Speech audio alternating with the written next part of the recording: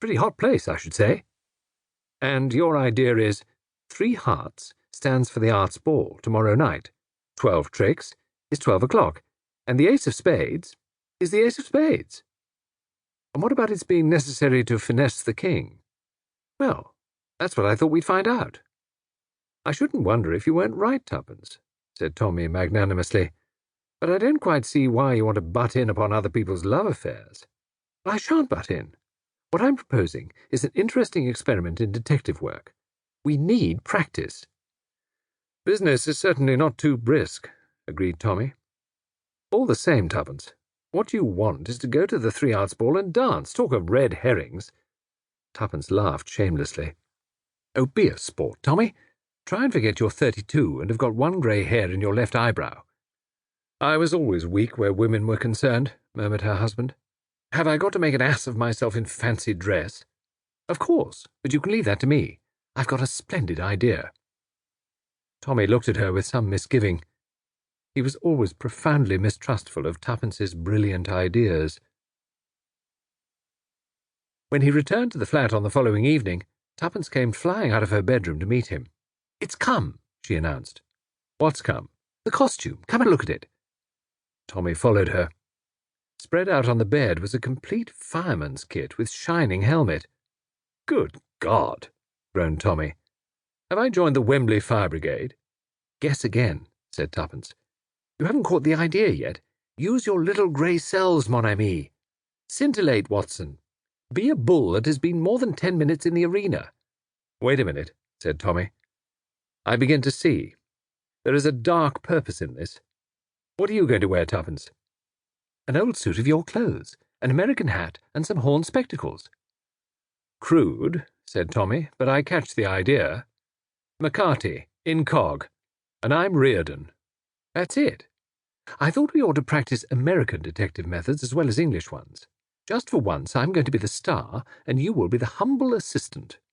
Don't forget, said Tommy warningly, that it's always an innocent remark by the simple Denny that puts McCarthy on the right track. But Tuppence only laughed. She was in high spirits. It was a most successful evening. The crowds, the music, the fantastic dresses, everything conspired to make the young couple enjoy themselves.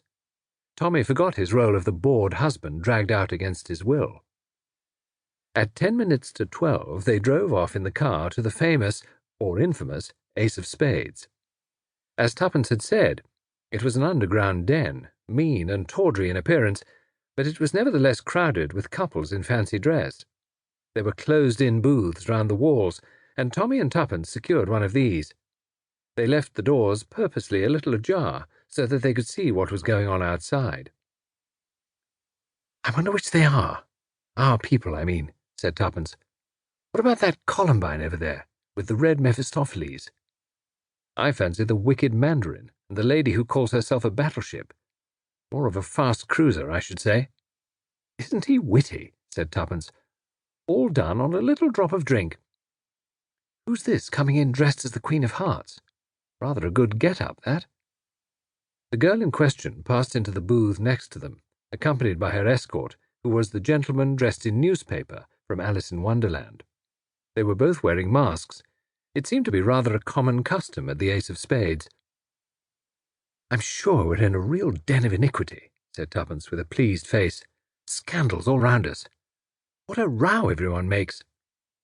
A cry, as of protest, rang out from the booth next door and was covered by a man's loud laugh.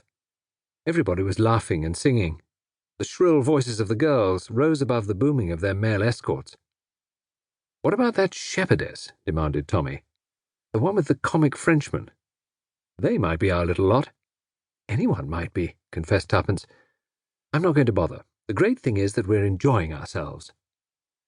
I could have enjoyed myself better in another costume, grumbled Tommy. You've no idea of the heat of this one. Cheer up, said Tuppence. You look lovely. I'm glad of that, said Tommy. It's more than you do. You're the funniest little guy I've ever seen. Will you keep a civil tongue in your head, Denny? Hello.